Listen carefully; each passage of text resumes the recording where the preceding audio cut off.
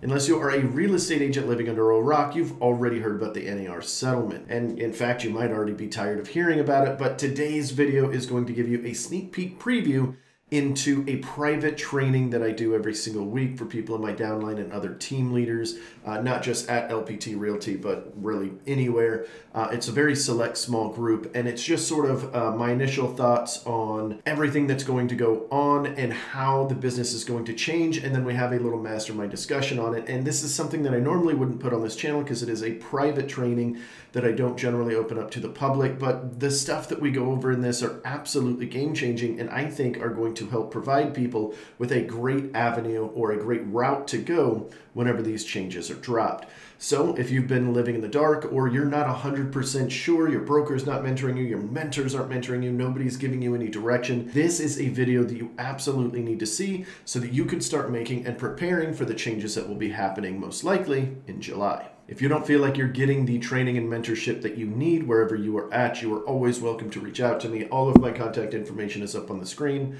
I'd love to talk to you about LPT Realty and some of the stuff that we provide for you, as well as these great little trainings that we provide to people in my downline. But without further ado, let's jump into the training. And make sure you comment down below what your thoughts are. I'd love to hear.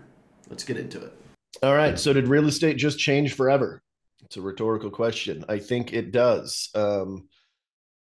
But I don't think, I don't think these changes are going to be anything dramatic, but this will not be business as usual. There are going to be some changes coming down. The way that we do business is for sure going to change, but by the end of today, hopefully you guys will be just as excited about this as I am, because I'm giddy, like butterflies in my stomach. I've not been this excited about real estate in a very long time. Because I think this is going to level the playing field immensely. A lot of people are talking about commissions getting lowered, getting slashed by 50% or 70% or what have you. I actually don't think that's the case. I think this is going to stabilize the buyer agent's business for the foreseeable future in a massively good way. When people are looking at listings versus buyers, a lot of people want to go for listings because you average a lot higher. Here on our team, we average 3.3% for listings and 2.3% for buyers. And what I think this is going to do is move those closer together. So we'll kind of talk about that. But first, I want to go over some of the big key terms of the settlement.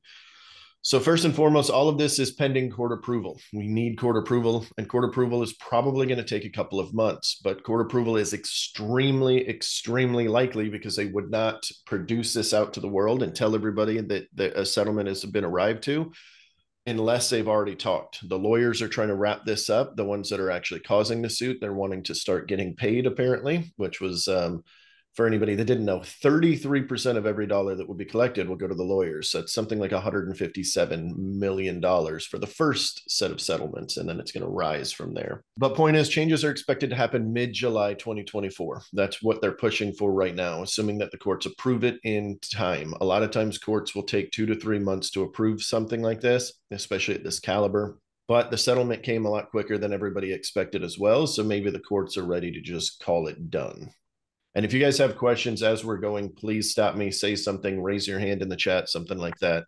But like I said, I'm going to blast through this. So almost all agents and brokerages, these are just key points that I'm going to go over real quick. Almost all agents and brokerages that are doing under $2 billion in annual volume will be protected against litigation. So those that didn't know, any member of NAR was technically subject to this litigation in general, or subject to this lawsuit. And basically what they're doing is wiping the slate clean for individual members, brokers, and MLSs doing less than $2 billion. But for companies doing over $2 billion, in order to participate in this settlement, if they want to be underneath this umbrella of protection, then they need to pay 0.0025% of their annual volume. So that's $2.5 million per billion that they do. This is about 25, 26 companies, something like that. Keller Williams, Compass, eXp Realty One. I think Compass is like, if they want to get under this, which they're talking about, it's going to be like 400 and some odd million dollars, almost $500,000 or $500 million rather. And for those that don't know, hopefully we don't have any Compass agents on here. Well, it doesn't really matter. I'm not talking smack, but they don't have the damn money at all. So it's going to be very interesting on what happens here. They can either stay in and continue trying to fight this,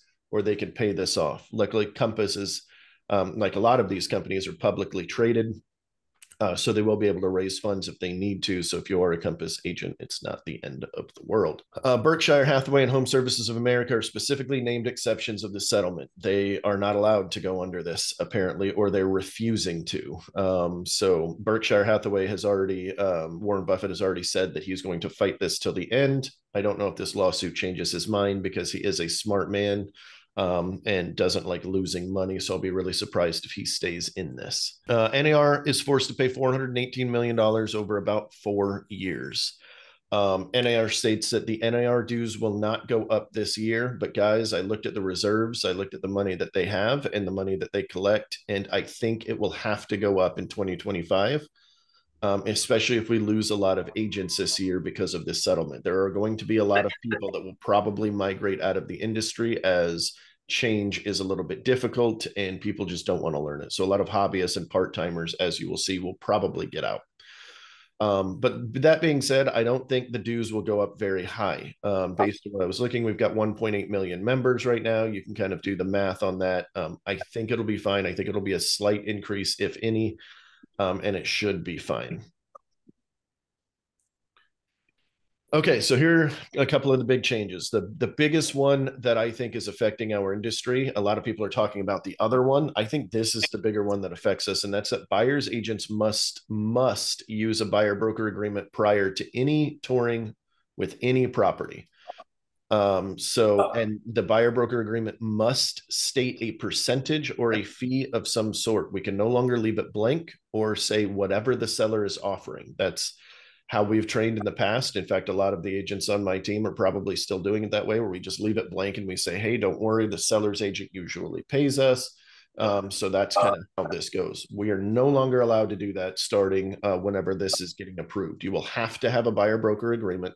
It will be mandatory. You will not be able to walk into a house without it, without risking getting a ding or a fine on your license. And it needs to be signed and executed prior to walking in the door with anybody. So this is going to be very similar to single agency and no brokerage relationship. For those of you that are in California, you have to get these signed before you walk into a door with anybody. And this is going to be a part of that as well, these buyer broker agreements. And the one that a lot of people are not talking about right now is that final compensation cannot exceed what is agreed to in the buyer broker agreement from all sources. All sources. This means if you're offering a home warranty or something like that, where they kick back a little bit of money, that still cannot exceed what is in your buyer broker agreement. So if you have a buyer broker agreement signed for 2.5%, you've worked with a buyer, you've said my fee is 2.5%, and the listing agent is openly offering 3%, which we'll talk about in a minute. I know we can't put it on the MLS, but they can still offer it. And they are offering 3%. You cannot receive more than 2.5%. The other 0.5% would go to your borrower or to your buyer. So keep that in mind. That's going to add, that right there is what's going to change the landscape. It's that little verbiage on what's going to dictate who's paying what commission. And we'll talk about that here in a second. So if the seller says openly that they're willing to pay 3% or 4 or whatever for a buyer's agent, anything excess of what that agent has agreed to with their buyer, they're going to get that money. Bingo. So the seller has to pay it regardless. Yep. The seller has to pay it regardless if they agree to it in their listing agreement. And if the buyer agent does like $100, like, hey, I'll do it for $500, and they're offering 3%, the rest of that goes to the borrower, which will cause some issues later. We've got some slides in here talking about that, of how much money you can get from the seller, which is why I think the landscape will change, and where I think it will go. We'll talk about that later, but this is the exact reason why I think it will change. I have another question on this. Yeah, run it, please. So it says, if you're getting, I hate to use the word kickbacks, that's illegal. It's not what it is. But if we get something from like offering a home warranty or whatever, what about, having a title company or a mortgage broker? Do those fees come into play? I don't think those are going to affect anything, because when you do a JV, a joint venture, for anybody that doesn't know, you can partner with a lending company, title company, home inspection, insurance, all of this to do a joint venture. What they do to bypass it, and the reason why it's legal now, because they changed these rules. It never used to be legal 3 years ago. It is now. or 5 years ago, something like that. And the reason being is because we now become employees of that company instead of running it by a per transaction basis. Now, most JVs run off, hey, however well the JV does, you do. So it's kind of like a percentage basis or an additional thing. But because you're an employee, it looks a little bit different, which is why you have to pay. For those that don't know, with a JV, you have to pay like an office fee, you have to pay an admin, you have to pay marketing fees and things like this to make it legal because you're now an employee. Does that help? So I don't think those will get affected, but home warranty, another one is security systems. A lot of them offer kickbacks. Any of that that's tied to the deal can no longer exceed your agreed upon BBA. This is one thing that I've been seeing pop up a lot. People are saying, well, what if we have a 3% signed BVA and the seller's only offering 2%? You should be allowed to lower your commission on the BVA. You're just not allowed to get above that. So let's say you've got a veteran buyer and the seller's already agreed to pay 2%. And our buyer broker agreement says 3. The veteran cannot pay our commission in any capacity. So what this would mean is you have the option to either negotiate it with the seller, or have your buyer negotiate it with the seller, or drop your commission to that 2%.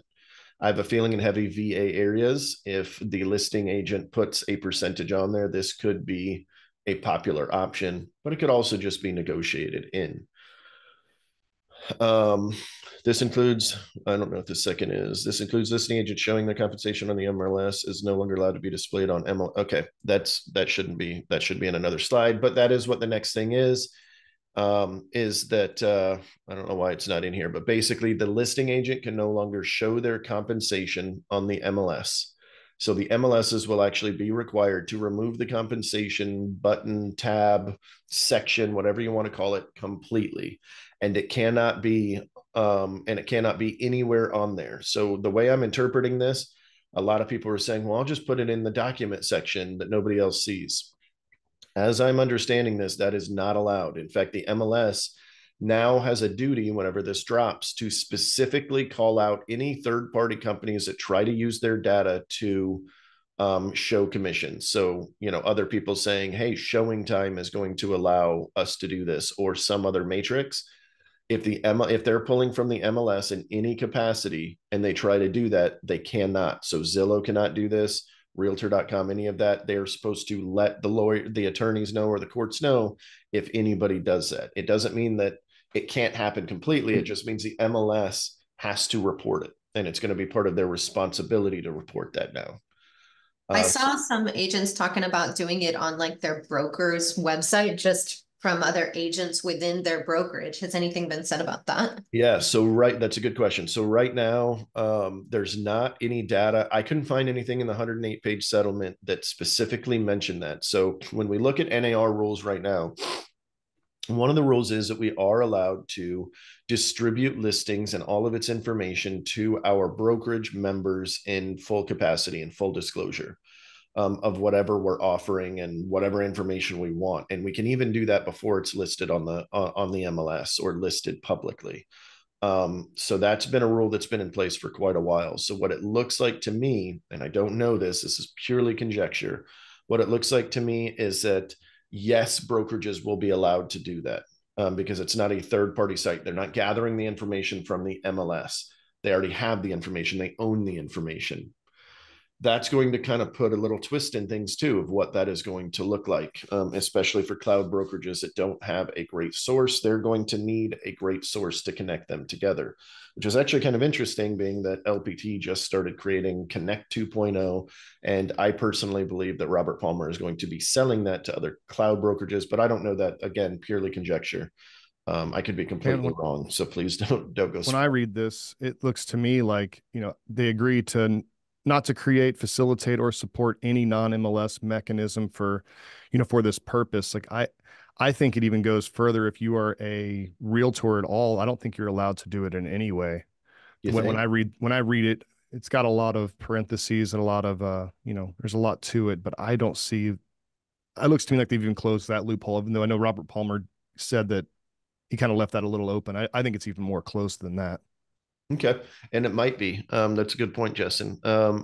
I kind of took that as a little bit different. I took it as everything that's connected with the MLS versus what's owned by the agent already. Yeah. So I'll be interested to see how that plays out. One other thing that I'm just kind of thinking out loud with this as we talk about really offsetting the other part, say we negotiated with our buyer at 3%, right? And then we get into a market where it's another race to the bottom where they're only offering 1% or Yep. a half of a percent, or not even a percentage at all, like $500. Like where is that gap going to be put in there? I already have a agreement that my buyers have that says that, hey, I'm going to get at least 2%. Anything else you're going to have to come up with. Well, Obviously, you that can't do that with a well, VA buyer. Yeah, but you would now only be able to get the 2%. You wouldn't get more, and they would still be on the hook the same way. and you would now have to put that. It is now a requirement to have that in your buyer broker agreement. There is no ifs, ands, or buts across the board. Everybody's going to have to do that, and your buyer has to agree to pay that commission. Well, let's kind of think about it this way. Can we put in verbiage that says that I'm going to get a minimum of? No, it specifically outlines that you can't do minimums. Yep. It's very specific on that language. Yeah, they spent a lot of time dialing it in. So I mean, I don't see very many loopholes so far. So you're going to have to overshoot with your buyer's Yeah. commission just so that you can get whatever the max is going to be offered or whatever a co-broke or whatever seller concessions are coming. Which is If you're going trying to to get 3%, yeah. Yeah, which is going to add an extra layer of negotiation skills needed, because telling your buyer, hey, you're going to owe me 5% at the end of this deal because you're looking at new construction and some of them offer 5%, but maybe I'll go lower than that, is going to be a conversation point. And it's going to be difficult to get across, just like with the listing agreement. So yeah, that's going to add a nice little You're spin gonna have on to things. show some skin during your buyer's consult. Yeah, I It's Do going to already do be, whatever that. works. I definitely know Rob Thacker does, so I think it'll be easy. I leave my fly down a lot. It's not on purpose, but it does sell houses. No, but seriously, like that whole, you got to look at that. Yeah, it's a new way of doing business. It's it's going to be so awesome. That is that kicker. Having to have a tough conversation up front is the reason most people don't want to become listing agents, or a lot of the buyers agents say, I just like working with buyers because they don't want to have a tough conversation. They want to get in a car, be bubbly, be fun. And right when we go to write the offer, we'll kind of slip that tough conversation in. All of a sudden, that tough conversation's up front before you put them in a car, before you go to a house. And that's going to, I mean, this is just going to become normal. I mean, I have a call today with another company, and they said, hey, tomorrow's this call. This is what you're going to expect. This is what the minimum cost is going to be. It could go up to this, or do you still want to have the call? Yes, I still want to have the call. We do this in every other industry, but in our industry, because it's such a fragile relationship, you've got, an average Zillow call in my market's $1,100. So the average agent gets a Zillow call. They don't want to rock the boat. They're not going to ask a tough question and potentially, scare off their $1,100 fragile relationship. Now they have to. So it's dangerous for Zillow. Their entire model is about handing off fragile relationships for very expensive fees. And it's going to allow us to protect our own listings again. Homes.com is going to step up into the market, I think, and be our best friend until they become our enemy down the road. But in the interim, I mean, these agents that are like, yeah, I'm cute and I like getting in cars and looking at houses, this job will not be attractive to them anymore. And it's going to be great. I think this is going to be absolutely amazing. I'm already super excited about it because we just basically stepped into the same space that lawyers have. Like, Yes. you want to be a tire kicker? That's fine, but you're going to pay me because this is my retainer and it's non-refundable. It can go towards the commission that you're agreeing to pay at closing, or I'm just going to keep it because you wasted my time. So all of our friends that are like, hey, just show me this house. It's no big deal. I'm like, okay, but it's going to cost you $1,000. Yeah. You I will legally show can't show you. it to them without an agreement. It's literally illegal. And I just had my first buyer consult with some buyers yesterday, and I got it signed. $1,000 retainer and 3% commission. Like, Badass. Like, I don't care. Like, that's it. Like, you're either serious enough that you're gonna pay and you're gonna buy a house, like you know that you're gonna buy a house, so you're willing to pay this fee, or you're not actually ready to buy a house and you need to just be looking at things online for a bit. This is I gonna be think amazing. I think the interesting part about this is the rest of the world in the real estate industry does it this way. Yes. It's only us here in the States and Canada that do it this way, as far as I know.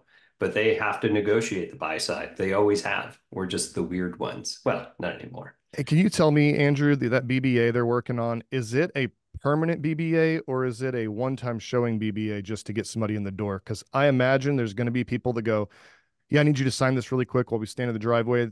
Then, that's how Zillow's going to try to get around this. And like my biggest, they're not thinking about how they use this to any other advantage, but that, do you know if you're allowed to sign one per house and that's what it becomes? I have a feeling that is where it is going to go. Yeah. Again, conjecture, don't know for certain. I do think that's how Zillow is going to play the game if they need to. I'm glad you brought that up. Like, it's going to be part of their process of like, okay, cool, you call us, you do this. Hey, you've got to look this over, terms of agreement or whatever.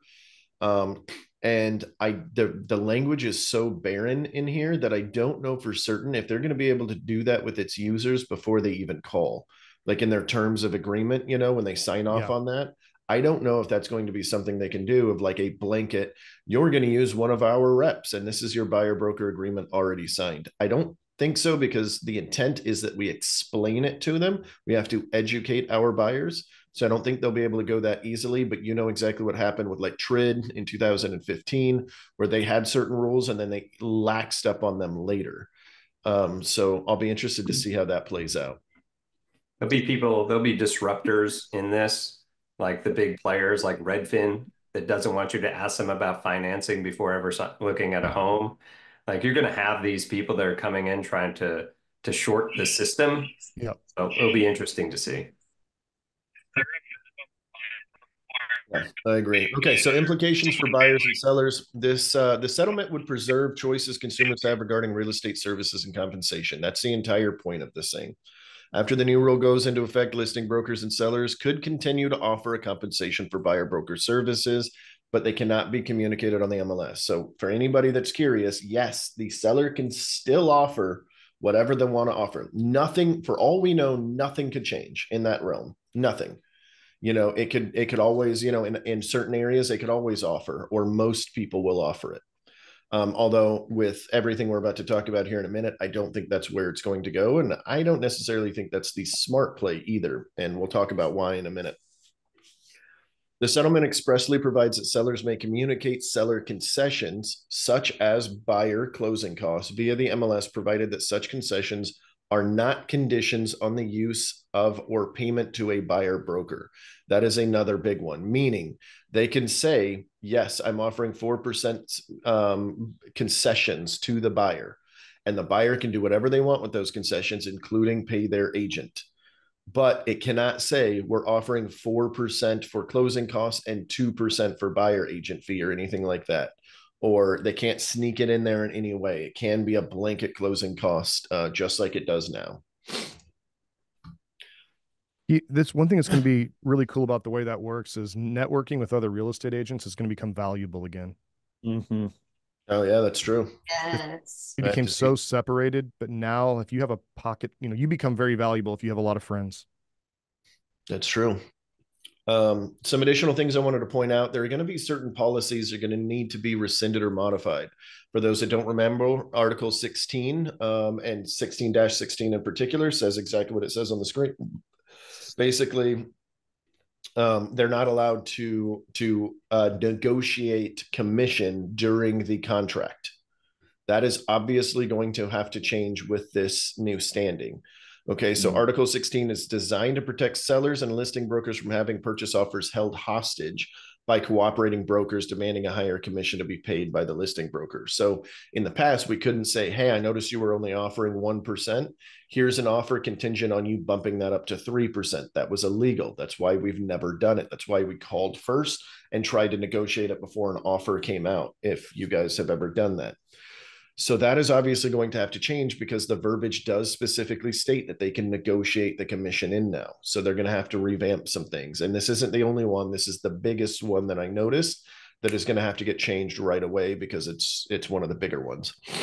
So just to piggyback on that, we used to be paid by procurement. You didn't even have to have agency to be paid technically, Yep. but it sounds to me like the whole idea of procurement's out the window. Now you're only paid by agency, only by your buyer. That's what the confusion is for a lot of this is, well, how do I know what I'm getting paid?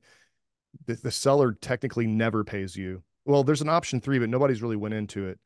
But the way it looks like to me, you're paid through your buyer through the express use of agency, and procurement isn't a thing. So it does make me wonder. In my state, sub-agent's still an option on our form, although nobody's ever done it in my career. But that's the way it was done before buyer's agency. So I wonder if there isn't going to be a loophole where you're paid through procurement of sub-agent down the road, and that's not. And then you're no longer paying for the buyer's agent. You're paying another broker for sub-agency. Yeah, I think that's There's one of smart the people things. figuring this out. Yeah, I think that's one of the things that they'll have to change, Yeah. just based on how the language is put in the settlement. But again, conjecture. Like I don't know. I'm Yep. purely guessing on that. But that's a good point because it feels like that's a loophole to me. But it Yep. is one that might be exploited if it doesn't get changed. Yep. Let's see. So these are some additional things that I was just thinking about. We're just kind of like pushing it out right now. FSBOs and builders have the power, may have their power removed in a hot market. So for anybody that doesn't know, when a hot market happens, FSBOs can sell a lot easier, and builders, a lot of them tend to drop their commission rates down to nothing. And sometimes we saw even during COVID that they weren't offering. I think there was one in our area that was offering $500 or something like that because the market was so hot. They were like, people are going to buy our houses regardless. We don't need to pay these agents. So with that, with all buyers being under a BBA, FSBOs and builders will now have to make a choice if a buyer is interested in their home. They're either going to pay that buyer agent commission in full, they're going to pay a portion of it, they'll make the buyer pay all of the buyer agent commission, or they're going to have to turn away that borrower or that buyer in general. So in a hot market, if they decide not to offer anything or offer very low, then this is going to eliminate their chances. This is also going to do that in the resale market, obviously. If you do not offer anything or just outright refuse, like I'm not negotiating, I'm not paying no buyer agent, you are going to be eliminating 60% of your people, most likely, or whatever the number is. I made that number up, obviously, so please don't quote me on that, but it will eliminate a certain amount of buyers. And in a VA heavy area, it's going to change even more if the VA does not change its rules. For builders, it gives us a great opportunity to get fair compensation even when the market is hot. But for builders, it also means that when the market is not hot and they're offering 5%, or they're offering a $10,000 bonus or something like that, that we might not be able to get that if our buyer broker agreement does not state that. This also makes me curious of the types of incentives that the builders will have in the future, like especially ones that are very friendly to agents like Whitworth.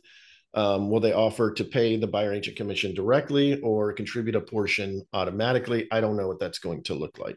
But one thing that we do know is this is going to prevent, like we already kind of talked about with Justin a second ago, it's going to prevent looky-loos and people who plan to use a buyer agent to show a property and then use their friend to actually write the offer. That does happen from time to time. And a lot of times we don't know, but now this is going to help prevent that. If the industry, if they, I don't know who's going to enforce these buyers agencies. And if it becomes rampant that people just ignore it and go on and then they backdate it later, which is possible.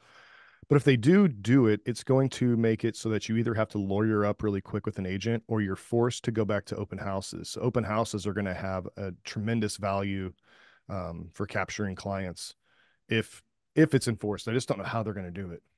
Yeah, open houses have a big question mark to me. That's the one question that I couldn't find any answers to in the settlement because it states that you have to have a buyer broker agreement before any touring. But is an open house now a service instead of a tour? Like, I how would are they say. going to get around that? Are you going to have to walk into it and go, hey, here's a one-time showing, a one-time commission agreement if you buy this house? Are they going to have to do that now? That'd be Part of the great. sign-in sheet. Capture everybody. Yeah, that's what I was going to say. Like that means if that's what it does, then open houses are now going to be one of the most powerful Yeah. buyer attraction opportunities of our generation. Yep. Matterport's going to be big and open houses. Yep. Should buy Matterport stock, guys. I just thought about it. I don't know if it's publicly traded, but I like it. Yeah. What about VA? Okay, VA cannot pay commissions of any sort. We just talked about that. So it's going to work very similar to a FSBO. We're going to have to ask the other party to pay for it. And if they do not, the VA borrower is going to be limited on the amount of homes that they can purchase. So they'll either have to reject the VA borrower if they refuse to pay, or the VA can allow 4% concessions. So the buyer can negotiate to have 4% concessions, use, let's say, 1% for closing costs, and then pay above and beyond for the rest of their closing costs, and use that 3% to pay the buyer agent commission. So that is a nice little workaround that we still have available. It's still going to hurt the, first time home purchaser VA member who's living on 50K a year that doesn't have the extra funds. Like when I first purchased, there's no way I would have been able to purchase a home in this realm, because I paid about $3,000 total to close mine. And that was with getting concessions and stuff like that. It would have made it very difficult for me. So that means it's going to make it difficult for a lot of VA borrowers. One little note that I wanted to make is I believe for the professional who practices skill and diligence, this is absolutely going to increase their income from a buyer agent standpoint, particularly in markets that do not offer 50-50. Like in our market, it's common to be 60-40 or 70-30. The listing agent, I have seen them take twice as much money as the buyer agent before. I literally had a deal where they handed out 2% and they kept 5 for themselves. Shit. Ours is generally 50-50, but I've done that before too. And I typically do pour for me too for the buyer's agent. It's literally the most common here in the area, like in our area. So what does this do? This is going to completely eliminate that and create consistency in your income. Negotiation skills will need to increase. Knowledge will need to increase. And, as we're always saying, pros versus amateurs, the pros are going to make out. We were already in a pros versus amateurs game where the pros were winning. Now we're going to be winning on such a big level. It is going to be stupid. We are going to see a lot of people wipe out of the industry because they do not want to, as Justin said before, level up their game and have the hard conversation up front, which is scary to me, because who wants an agent that can't have a hard conversation? That is scary that we even have them.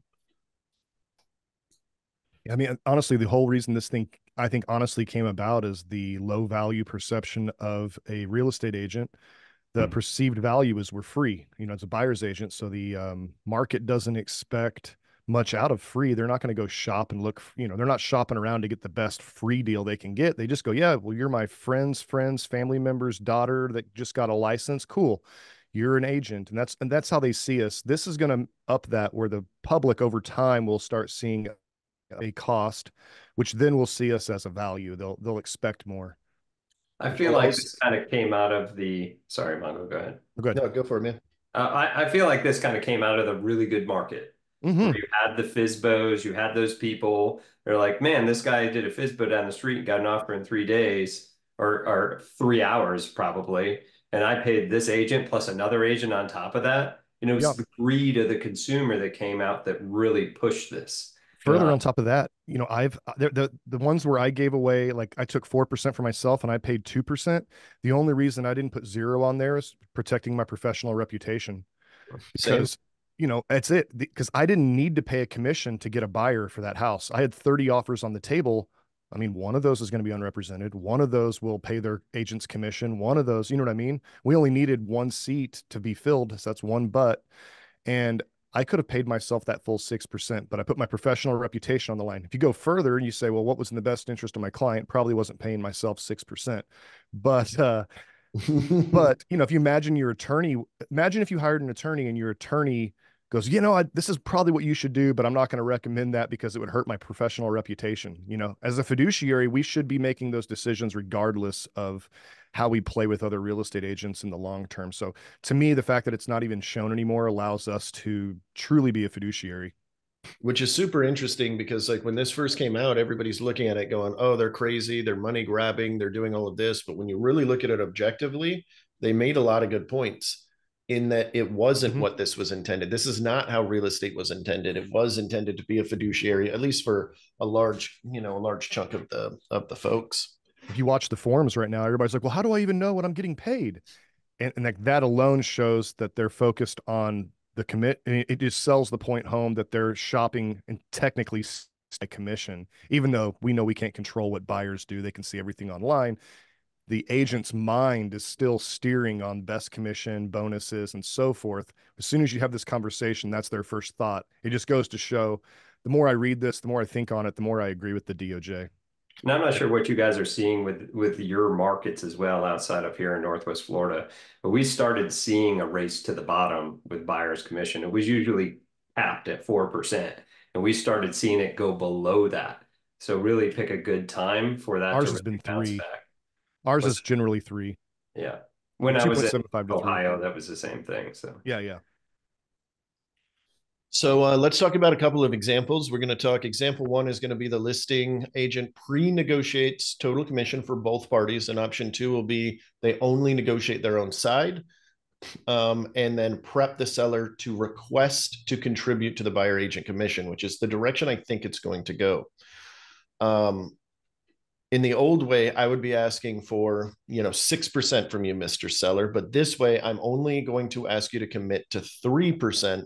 And then we'll see what the other buyer agent asks for, or the buyers ask for, and make a decision based off their offer, which includes their commission. That is the script or around there that I think will be the commonality. And I'll kind of show you why here. So in offer 1, I'm just giving you kind of a random example. This is commission is pre-negotiated. So just like it is done today, 3% and 3%, okay?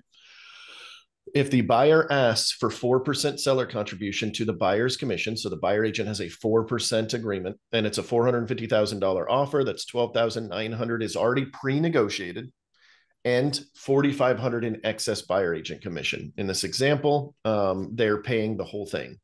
And they don't have to because they were offering 3%, remember, but they end up doing it because that's what the offer is, which would mean a $432,000 net.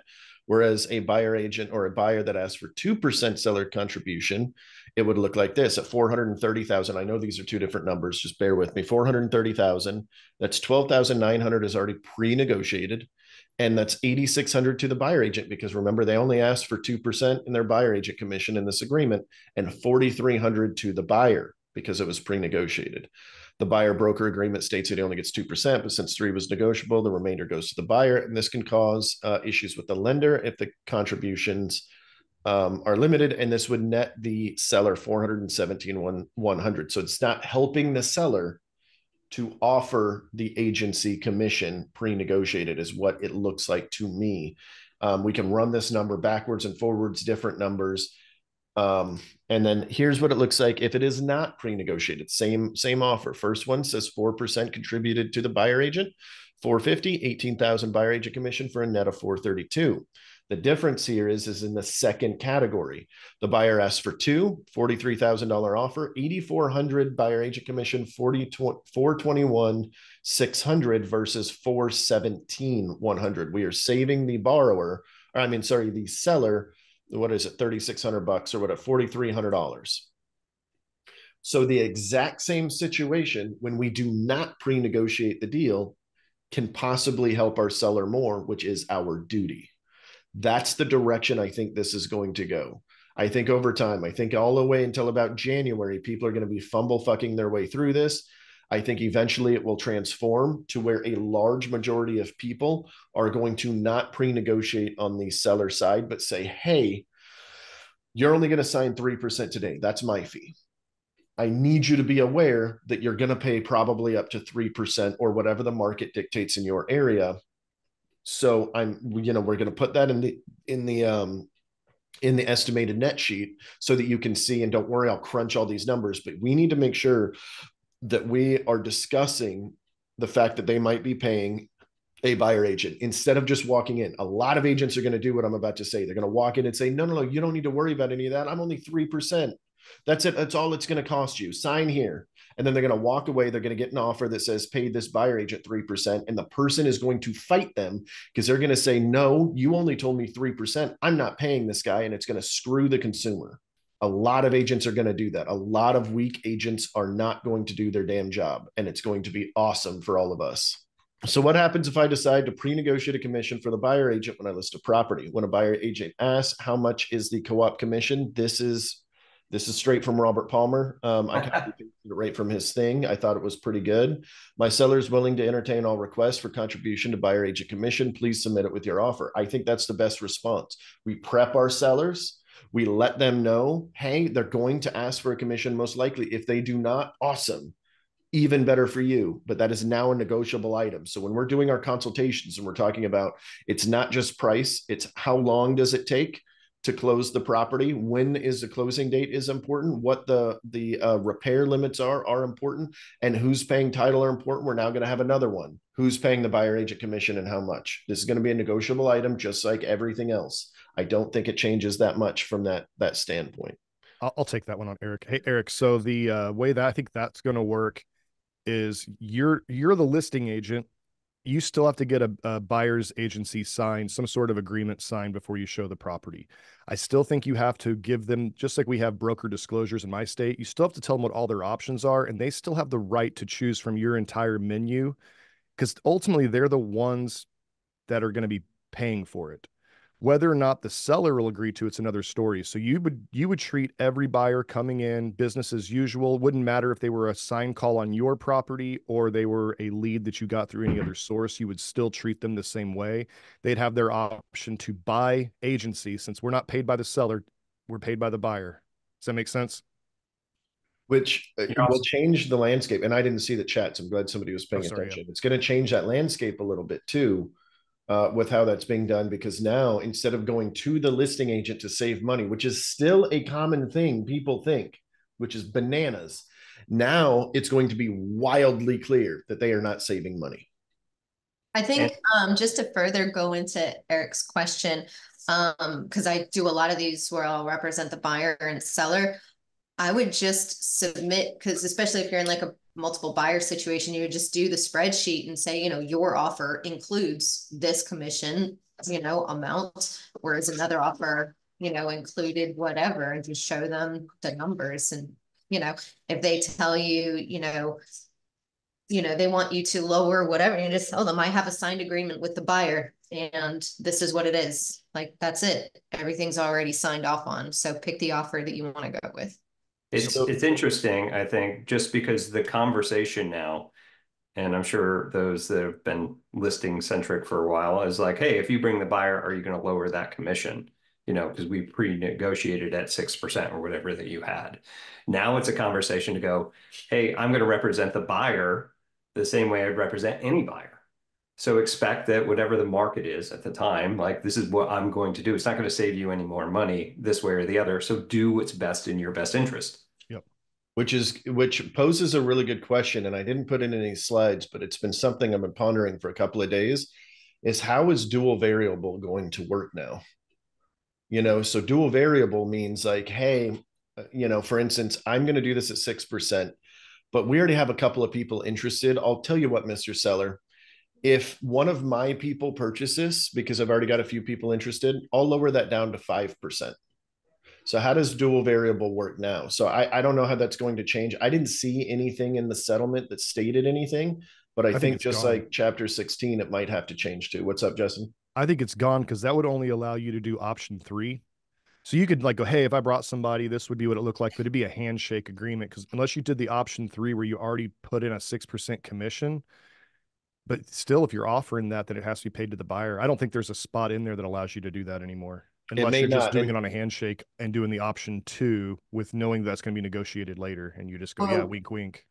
Or would you just put it into the listing agreement in the additional comments section? I mean, dual variables its own separator right now, and it has to be. So you've got named exception and dual variable are its own little block. So yeah, I think it would have to be disclosed if they kept it in there, but I'm hoping what Justin is saying is correct, that they get rid of that, because that's essentially going to be a loophole everybody can kind of exploit.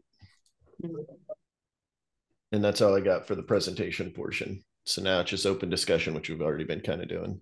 So I think at the end of the day, I think what's going to end up happening is exactly that. I think most of the industry will probably pivot to only negotiating out their own deal.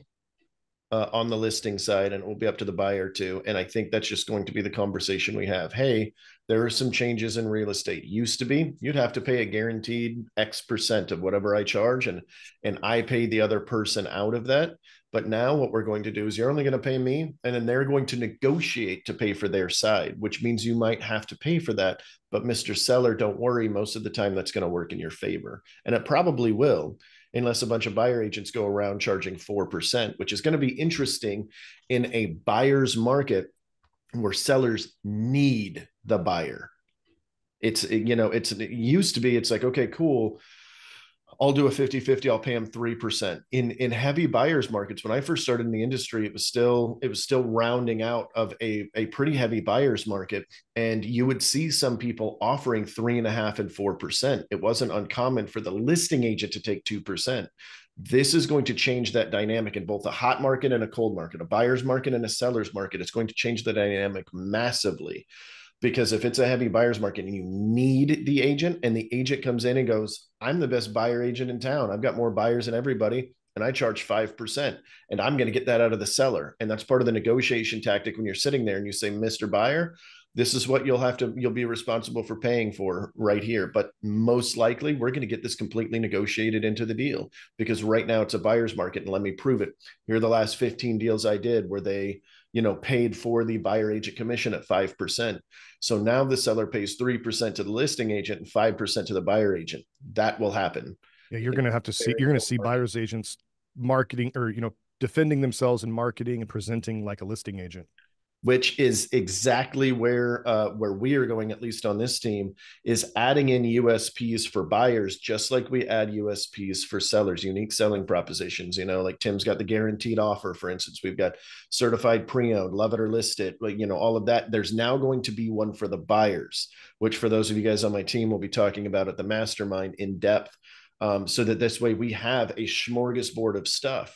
Me and Justin were just talking about it the other day, about offering scaled percentages even for our buyers and our sellers. Hey, here at 1%, 2%, 3%, this is what you get. These kind of things are going to become more prevalent. This is opening a door to more marketing opportunities for buyer specialists. A lot of people are getting out of buyers into sellers. And even though that's the direction that our team is currently already on the pathway on, I'm not going to lie, it is very hard for me to push away from buyers at this time, because I think buyers, provide a unique opportunity as more people would get out of the industry because they're scared to have to do this kind of stuff. And the traditional buyer agent, the one that wants to kind of sit back and have an easy going, it's fun, we're out there shopping, it's not a lot of responsibility, they're going to be a little bit more scared because it is more responsibility now. And it's a lot more effort and skill they're going to need to do. And that's going to take good buyers agents, people that actually liked working with buyers, but they switched. Like me, I've always been a buyer guy. I like the buyers. They're more fun to me. It's better for me to hand over keys than a listing, but the listing pays more. So I swapped to it when I was in my career and tried to do more of them as possible. And that was the only reason that I tried to switch at all. If buyers paid the exact same, like it will now, based on your skill level, then I think I would have stayed a buyer agent forever. Although there is still hey, listings take a lot less time than buyers. So, don't crucify me for that, but it is from a pure fun standpoint. If I was doing this as a hobbyist, I would be freaking stoked right now. Have you heard about the New York lawsuit that they're supposedly, it's part of the pause that's going on right now, waiting on this to be approved, as they're watching this New York lawsuit, which is supposed to be, that it might get rolled into this as well, where brokerages have to have more oversight of their agents, that they have agents just kind of running amok, running basically mini brokerages, just like LPT as an example. That brokers, you're not in the same office, you don't know your broker on a day-to-day level. New York's trying to crack down on that, and there's a potential that there's more that gets rolled into this. So it's something else to watch for that I just learned about. I think over the next 5 years, there will be small changes, just like when TRID came down. For those that don't remember, the whole mortgage industry was shaken up this way too. Started in 2010 when the market had collapsed and we realized, hey, we've been letting these brokers run amok and do whatever they want. They started changing things, and ridiculous loads of loan officers got out of the industry when they started adding these changes, all the way until TRID in 2015.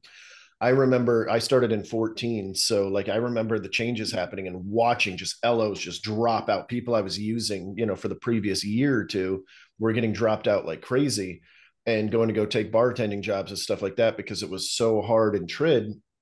But what it ended up doing was making consistent income for loan officers over time and ended up overall eventually increased the entire business, which was very interesting on how that happened. It lowered the amount of competition. So now you have more professionals doing more jobs because of these strict things. And I think that's what's going to happen right now. We have a record 1.8 million agents. It's way too many damn agents. For those that never ran the numbers, 2023 was worse for the real estate agent than 2008. And every time I say that, people look at me weird. But when you divide the number of deals that happened versus the number of agents that happened, there were 3.5 opportunities, 3.5 sales per agent opportunity in 2008. There was only 2.4 opportunities per agent in 2023. So it's a devastating year for the real estate agent, but not because we had record low sales, because we had record high agents in the industry all sharing. And for those that don't know, 50% of every agent last year sold one or less homes. One or less. That's fucking crazy. The 900,000 agents sold one deal or less. So I think this is going to clear the way for that. I think this is going to clear the way for professionals and really change the way that we do business. And I couldn't be more excited. I know there's a lot of fear in the marketplace. I've had butterflies in my stomach for 3 days of excitement. Like it's been awesome. It's been a very interesting feeling. So coming back and just kind of off the subject from that, we're talking now. You kind of referenced as the agent or the buyer's commission is now another line item like seller paying or buyer paying title. So is that going to mean that the buyer's agent commission is going to be negotiable in a counteroffer? Oh, for sure. Okay. I mean, in a certain aspect, the buyer's still going to be responsible. That is an agreement. Just like a listing agreement that's their responsibility. There's no negotiating that. So the buyer's still going to be responsible. But does that negotiate out during the negotiation process? Hey, I've got $15,000 to pay toward closing costs and stuff like that. I'm letting you know ahead of time, Mr. Buyer Agent. Okay, cool. We're going to put 3%, but maybe I have to lower it later because you don't have enough money. That's going to happen. Yes. And that's going to be part of the conversation. And so if you negotiate it out and negotiates to 1.5%, and they're going, well, I could only pay 0.5% because they didn't pay for my closing costs either, but I really want this house. Okay, well, now we as buyer agents now have to make a decision. We let our consumer lose that deal or we drop our commission. And a lot of people are going to do that portion. And some people are going to stick with it and just say, no, this is the commission. The commission is what the commission is. You've got to figure out a way to pay this. So even still, say that I'm the listing agent. I got an offer from you, Mongo, and you have a 4% commission that you're asking for. Mm-hmm. And when I have the seller put together a counter offer in there, that counter could include that the commission that's going to be paid to you as the buyer's agent is now 3%. Oh, yeah. Okay. Well, I think it's just gonna be a lump sum. They go, okay, well, now all we're giving is 12 grand. You offer it, but then they can only talk about the concessions backwards, I believe. No, so the negotiation can now happen inside of the contract. So Article 16 is going to have to get amended. Okay. So yes, 1000% that can happen, but that will not stop that buyer agent from making 4%. The buyer will have to pay the other 1%. If you enforce it. If we enforce it, which is, on a contract. So it's up to you. You got to look at it like you're an attorney dealing with a divorcing couple, and you got this wife and you're like, yeah, most of the time the judge makes the husband pay my fee, but ultimately if the judge doesn't, you're on the hook. Yep. It's the same situation. We've got to look at this, and that's the whole reason the DOJ's cracked down. We see this as it's a given that the seller's going to pay for it, and that's what they're trying to break up. We have to change the way we look at it. That's the only way we're going to be able to sell it is by getting it in our own heads that we're actually being hired by the buyer, and they have to see the value in it, just like they'd be hiring a divorce attorney. Ultimately, they're on the hook. Which is very interesting to me because part of the reason, for those that don't know why it's called the American dream, This was one of the biggest reasons why it was called the American Dream, because yes, other countries have been doing it this way for a long time, and it makes first-time home ownership very expensive because they do it this way.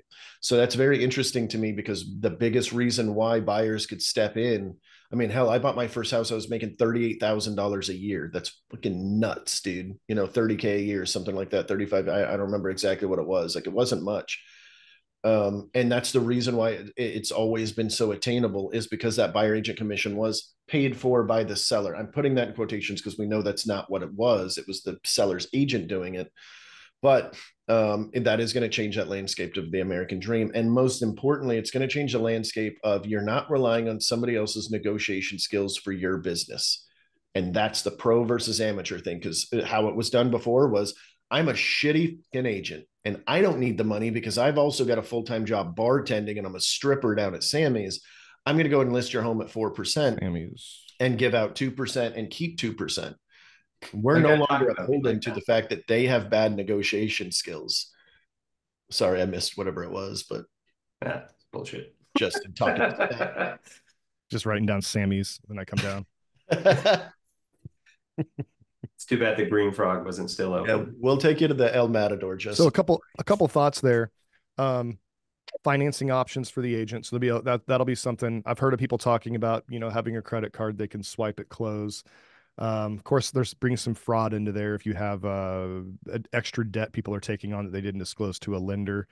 Other than that, for VA, some thoughts on that is maybe hard money lenders become an option and they hold properties for 90 days to allow VA buyers to refi themselves out of a property back into VA. Maybe there's some options like that we come up with. But it's going to be interesting if some of these, the solutions we'll have to come up with to hold our value. That's actually a really good, I never thought of that, Justin. Like, a company could come out, they have these already, where a company comes out and buys the property for you. Right. So that you can use a cash offer. I have a feeling this is going to give them a really big foothold, especially with VA, because it's like, okay, cool, we'll buy it. Yeah. And then you'll buy it from me on a VA where I'm going to pay the buyer agent or whatever. Yeah, you guys need that more than we do. We don't have that much VA here, but I mean, obviously you guys do. And that's going to be another thing too. Something else I thought of is, okay, cool, we've got a VA and we call and we say, hey, Mr. Listing Agent, my guy's got no money. Like, he's doing 0% down for a reason. He needs all closing costs and he needs my commission paid for. And, I'm whatever X%. And they go, you know what? My seller's just not doing it. Like, I've tried. Like, I'm dead serious, man. I've tried. You can submit it and whatever. You submit it, it doesn't happen. It's going to be interesting, because then you can take that same person, and what do referrals look like now? Hey, I'm going to refer this to the listing agent. But I'm not taking 25% now because I should have gotten this whole damn commission, but because they're VA, they just can't do it. And I'm not going to step in their way because I've got a fiduciary duty to them. So now what do I do? Like, I hand it to you at what, 50%? Say again.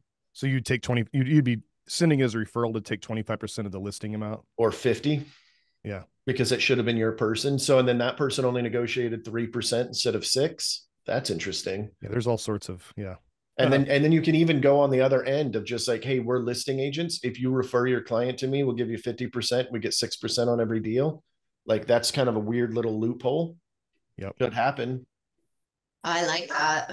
Especially if you had your group of 30 agents in a city that, like I said, having friends will matter in this.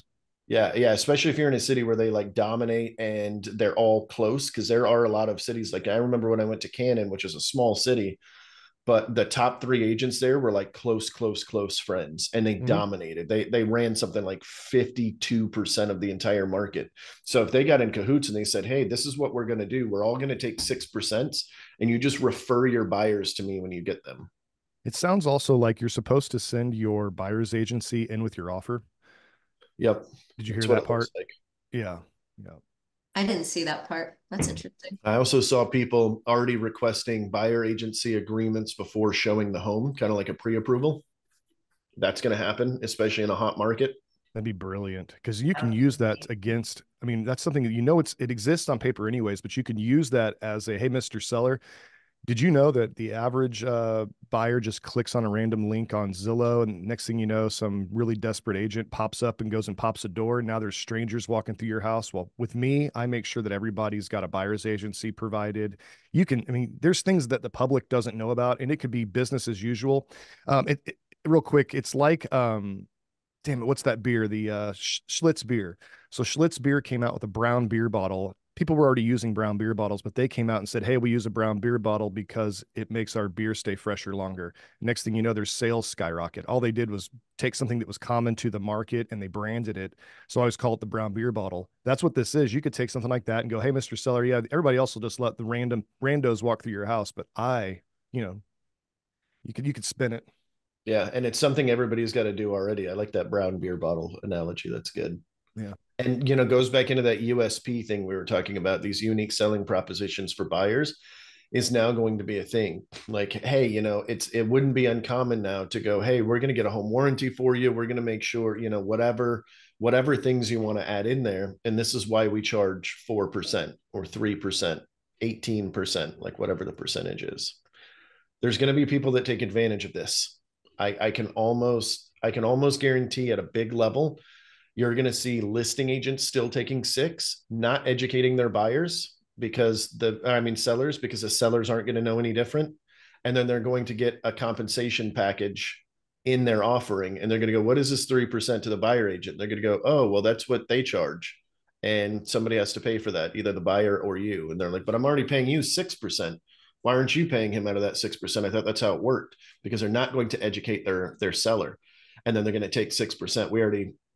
I have a feeling that's where Max was going in that conversation, Justin, by the way. Gotcha. I was just waiting for him to say it. So we got a guy in our coaching thing that was basically like, how do I make money from this? How do I exploit it? He said this in a call. Oh, yeah. I knew that because he texted me the night before and he was trying to figure it out. Yeah, he's literally trying to figure out how to exploit people to make money here. And he's not the only one. There's going to be tons of them. I exploited you. I let you think I was clairvoyant. You literally did. He literally texted me like right then. He was like, he's trying to find a way to exploit him. And I'm like, no. And then 2 seconds later, he's like, listen, bottom line here, how do I exploit this to make more money from people? And I was like, oh my God, Justin's so smart.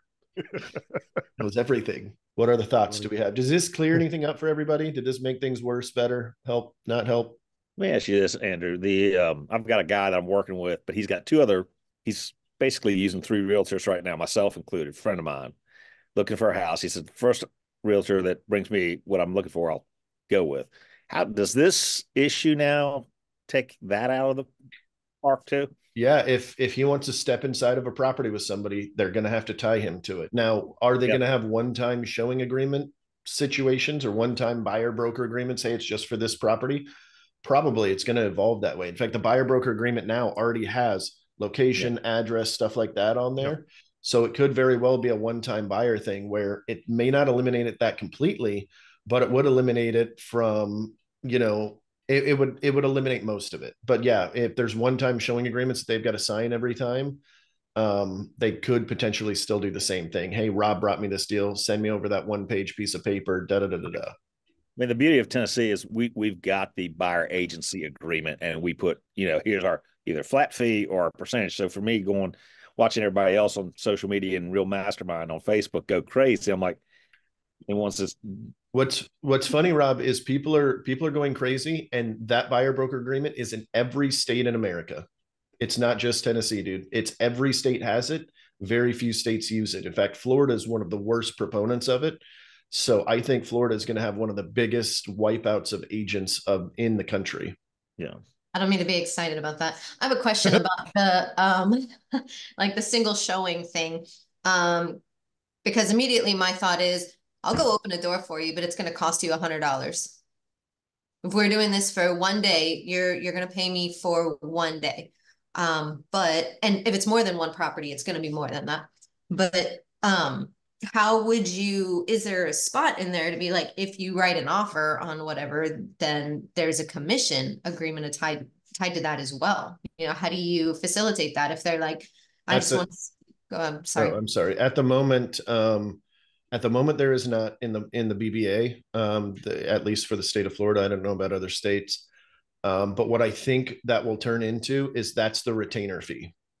Hey, we've got a retainer fee of $100 and it's a one-time showing for this one property. If you don't purchase it, you owe me this $100. There are some states that also allow you to pay for buyer consultations, seller consultations. That can actually be a portion of pay. And in some states, it does not have to route through your broker because it is a service that is not related to real estate because you're not in agreement yet. I don't know what that looks like for Florida. I haven't even begged the question because I don't think I want to know the answer right now. But that's But a question I have for you, Mongo. What do you think? Okay, so this only applies to realtors. So I take my brokerage and I say, hey, we're no longer a realtor. Now we don't get to play with MLS, but these aren't state forms. These are MLS forms. They're different than state forms. So is it really state by state? There is no state by state difference in this. It's just for NAR members that are all going to be playing by those same rules, I assume. But there's still the caveats of state laws underneath of that. yep, yeah. So you're still going to have to follow underneath that portion, and this is going to give a foothold to people like Area. For those that don't know, Area is trying to eliminate NAR. They're the new NAR. Although I'm curious how that's going to pan out because once this settlement happened, Area went away and they were like, no, we're NAR members. We're NAR members. And they're trying to be protected underneath this.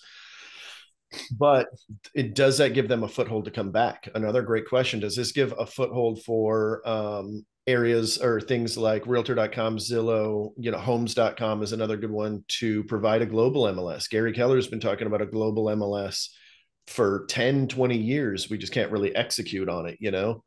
And now does this offer something like that? And does this give people an opportunity to back away from NAR to where we don't have to follow these rules at all? Like, it's highly unlikely, but it could trend that way of like, people are just going to be like, I'm not NAR members. I'm just going to follow the country guidelines and the state guidelines. And then we're going to create our own MLS and put fees on there. There would be nothing stopping that at this time, other than more lawsuits going down the line. But like that's an NAR lawsuit, not a state, federal, or federal or state lawsuit. Because federally and state, they don't say anything about any of this stuff. So if we just all like, if the entire world was like, every brokerage is like, we're not NAR members anymore, we're not playing this game. Well, then what happens, right? If somebody comes up with a global MLS, or hell, Zillow takes over and Zillow says, hey, it's $10 to put your listing on Zillow for everybody, and we'll put this on here. You can't put it in the MLS. You can put it straight into Zillow. And then we dissolve NAR completely. Now Zillow becomes the person that holds all of that information, or homes.com or what have you. Like there's nothing, as far as I'm aware, there's nothing the DOJ can do to stop that because it's not a federal or a state law. But there will be precedents based off of this lawsuit. Yep. As long as it's industry-wide collusion. It's precedents for a membership club. How are they going to cross that over into state and federal, legalities? Right. Well, depending upon how they would structure it, right? Because it would still be a membership for a global MLS, right? Could be. It could be a pay-per-play basis. It could be, there's a lot of different ways. It's interesting what's going to happen with companies like Zillow and realtor.com with how they're playing right now. Because how this plays out is going to affect their model pretty good, which is really fun because homes.com dedicated $1 billion to become the number one this year. They've already taken the number 2 position. They were number 5 at the start of last year. They've now surpassed realtor.com and Redfin, which were the second and third places respectively, or maybe it was backwards. And now they're coming for Zillow. And with them doing, like Justin said earlier, my listing, my lead, it's going to give them a very big foothold to take over. Now, just like Zillow did, they'll probably become our enemy very quickly. When I first started, Zillow was a savior. We were paying, my very first Zillow spend was $89 a month for 20 leads a month. Now 20 leads a month is going to cost you 12 grand. It's insane. Right. That's cheap. Yeah. It's more expensive here. Yeah. I was going to say, it's interesting too, what will happen to systems like OpCity, which we have, in terms of the, with the, I think it's if they $100,000 or below closing, it's 30%, where above 150,000 or something like that, it's 35%. Those companies now find they lose agents saying, no, we're not paying that. You know what might happen though? and this is what I've been thinking about for Zillow, Realtor, OpCity, all of these things, is what if they take over control and they go, okay, cool, you're ready. You know, they call, they do all of that, they nurture the lead, they pre-qualify the lead, and they say, okay, great. We have an agent for you. Miss Amanda over here is going to deal with you. I'm going to pass her to you, but I'm going to pass some paperwork to you first, and then pass the buyer broker agreement with Amanda's information on it that says I'm guaranteeing myself 3%, and then hand the lead over to Amanda, and then saying, hey, by the way, you owe us 50% or whatever, because we did all this work for you. This is now going to be a service, most likely, that some of these companies do, where they go, I'm going to take care of this for you, but you know what, instead of 30%, we're going to now charge more. So it does have that opportunity to give them a bigger foothold to do this on. It's just going to depend on how the settlement plays out, and if it needs to come directly from the agent, if a third party can send a buyer broker agreement, you know, whatever. Because for all we know, we can have companies come out and say, hey, you know, it's going to be 50% referral fee, but we're going to take care of this for you. And then buyers agents who don't want to have these hard conversations are going to love it. They're going to be like, screw it, I'll work for 50%. I'm only doing 5 deals a year anyway. Fuck it. And then they send over an agreement and they find out that the buyer agency commission says 5% on it. Like, wow, you know, like that could happen. I highly doubt it from a big company like that. Thanks, AJ. Well, I mean, Rocket Mortgage sends over $15,000 closing costs, you know, so. It'll be very interesting. I think this is going to change a lot of it, but I think all in all, it's going to be very exciting, or it is very exciting to me.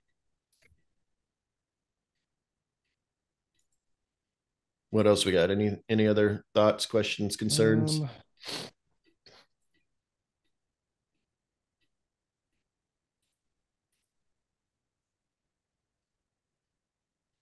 Oh, I just noticed your team was on too, Justin. Hey guys. Yeah. Nikki's over there scrolling Facebook. We see you. We see you. Anybody else have anything else they want to talk about on this? Did this make you guys feel better, feel worse? Do we feel like we've got a good foothold? Better, definitely. Yeah. Definitely better than what, as we saw this weekend, fake news saying. Yeah, everybody's freaking out, and they're going to do this. Doomsdayers are going to do it. Other agents are going to do it. You're going to see dumb shit online. Just smile and nod and just go, cool. So let me ask this question, since I'm my coach and Instagram stuff. Do a reel on this. How would a script look like for this? 30 seconds or less, or just not even, you know, kind of. Great question. For those of you that do social media, we should be talking about this a lot. It is our job to educate the consumer. And I think this should be a heavy topic. If you go on to, you know, the decent players on TikTok and Instagram right now, this is what their entire content base has been about. A lot of them are using it as an attention grab because it's controversial and it causes a lot of comments, which causes their videos to get bigger. But some of them are going out there and giving the actual no kidding information. And I think it would be very good. I just saw an outstanding video this morning. I'll see if I can find it and put it in the link in the follow on for this, where this guy broke down. He was like, this is the old way that we used to do it. Here's what they're proposing. And here's a couple options. And it's on a little clear board. And he's like writing and everything, showing everything. And he's like, this is why it's going to be better for the consumer. Well, let me clarify. This is why it's going to be better for the seller.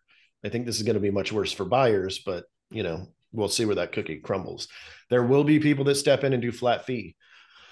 There will be people that come in and do very low. We're going to have some clown that does this on the side that wants to build up their database and build up their future listings, you know, that they're working in another job. They're like, I'm not getting into real estate for 5 more years because I'm active duty military or whatever. And they're going to charge $500 to run these transactions. It's going to happen. You will be competing with this. And you're going to have people that want a deal that are going to look at it and go, wait a minute. Wait, hold on. So if the seller's offering 3% and I only pay you 500, I get the rest of that money. Oh, I want that. So then they're going, just like we have sellers now that are going, well, I'm only going to pay 2% and that's it. You know, we're going to have the same thing on the buyer side where people are going to be like, no, I want that money to go into my pocket so I can buy down my rate. So I'm going to negotiate this down to 1% or $500 so that I could then negotiate them, pay 3% and get that additional money. Now, will that play out because the buyer broker agreement has to be submitted with the offer? Probably not, but it's going to go into that whole like negotiating phase of like, okay, well, he doesn't really need all this much, you know, whatever. So that'll kind of add some fun to it. So I'm going to go into this more with you tomorrow, Andrew, but my thoughts are, how do you play into it instead of going against the public? It's how, obviously the public doesn't want to pay more for realtors. The public doesn't want to, they don't necessarily appreciate us as a whole. So it's really more to me like, how do we learn to play into that? As almost the way I'm looking at it is almost a loss leader. How do you get the phone to ring? How do you start conversations? Instead of trying to change the current, like I look at myself as just a pebble in a stream. I'm not changing the current. And if I die tomorrow, people are still going to buy and sell houses as if I never existed. It'll go right on without me. So like, take the ego out of it and say, how do we position this as, in line with the customer? So like what I'm doing for my social media is like, hey, I'm excited about this. This is what this means. This is the way it, now that we've pulled the veil back, this is the way it used to work. Did you know people were paying, $1,100 to take some stranger through your house, and now they're not going to be able to do that? That's how I'm looking at it. What's your guys' thoughts? I think anything we can highlight that shows the value to the consumer is a good thing. Like if we, just like you said, if we can take our ego out of it and not go into the, oh, well, I'm going to get paid more than ever. And that's the kind of message we're pushing. And we push it to like, this is why this lawsuit happened. This is why it's good for the consumer overall, or bad for the consumer, whatever you think the actual answer is, and just be wildly transparent about it. I think that's what's going to end up winning in the end, of just like, hey, I'm going to do right by this buyer by these things. You know what I mean? For a minute, just so if any of you guys invest, if there is the knee-jerk reaction of I'm not paying buyers commissions come July, it's an excellent time to be an investor in low price points again.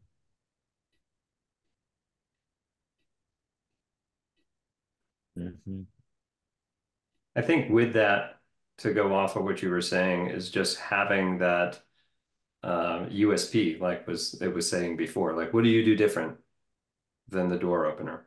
Like, how are you getting your buyer's agreement signed? Like, what is your value prop for a buyer? That's going to be the separator between the amateurs and the pros right there. It's like, okay, cool. Here are the things I do for you. Here's what most agents do. Hey, Mr. and Mrs. Buyer, I appreciate you coming in, sitting down, going over all of this stuff to me. Let me explain why most real estate agents are massively hurt by these changes.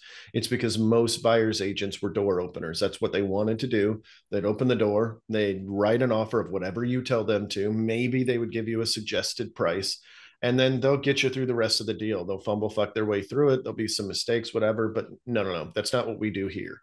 Here we, do this, and this. Like for those of you that are on my team, like we track how much money we save our buyers. In case you guys didn't know that, in that sales tracker, every dollar you get off, every dollar you save them, every dollar above repairs, all of that stuff, we track that. We get $3,900 more for our buyers than above and beyond the deal. Like that's a trackable item that we can now look at and go, hey, here's one of the things that we provide. We save the average buyer $3,900, not only in, and that's not even talking negotiation skills of like, hey, here's a percentage of this. So like right now we have a list to price sale ratio that we talk about with sellers. Hey, the average agent gets 96.7, we get 99.1. We're already saving you 2.4% right there. Like that's part of our value add. Now buyers are going to have the exact same thing. Hey, a lot of agents don't understand how to negotiate an as is versus a repair limit, and here's how we do it, and here's the list to price ratio we get. It's going to be the inverse. Hey, most buyer agents get 99.1% of what the home's valued at. We get all the way down to 94.2%. We save you 4.2% on the deal above and beyond the next agent. That is going to be a metric that we will now see whenever we're working with buyers. And another thing is interviewing buyers. That's going to happen too, so we're going to need to have this information. Those of you that are LPT, the 9 critical questions, or the 7 home buyer strategies, all those cool things that they give us, like these are going to be a bigger player now, because you're going to have this data to go like, this is what we do. These are the services that we provide. We give you a home warranty and a reinspect after your initial inspection, or insert whatever the hell you want for your USP, love it or list it. I know both Tim's team and my team have something like that, where it's like, okay, cool, you don't like your home in a year, you can sell it, as long as you we'll sell it for you on our side for free, as long as you purchase with us in the future. This is going to increase that value add too, Tim, by the way, because now instead of just going off the percentage that the new person asks, whenever we go to the buy side, we go, okay, cool. On the buy side, it's going to be 4% though. So now we're just going to make our money on the other end. It's just a way to flip that, which is a little bit of a dirty sales tactic, but it's a way to do it, to offer that USP so that you've got that big hook for them to sit there and go, well, listen, if I hate the house, at least this guy will sell it for me for free and I can go buy another one. Awesome. And you've got that opportunity now to negotiate that commission as well. Hey, you want the baseline? 3%. You want this extra thing? 4%. You want something else beyond that? 5%. And there's really no guarantee that you're going to get all that, given the way that the things might go, but still, like, that's the expectation. I like that. That's the exciting part. Yeah, I think so. Yeah, how do we pivot with it? How do we go with the flow? It's like maybe you're just going with the flow, Justin, but you can make ripples. You can make ripples in that water. Yeah. We'll allow it. Take the damn ego out. That's all I'm saying. Yeah, I know what you mean. All right. What else we got, guys? We should definitely do another powwow on USPs and different concepts on that and be ahead of that. Yeah, so we've got our mastermind on I think the 12th of April, like our little team one, and that is going to be one of the subjects. In fact, that's my second quarter rock, is to get all of that stuff in place, including our listing presentation, stuff like that. So whenever we come up with that, we'll do another training on like what we came up with. Tim, if you guys come up with some stuff, I'm sure you will. Like, we can have another powwow then. And then this way we can kind of pool all of that. I know we'll be talking about it in the JJE stuff, Justin.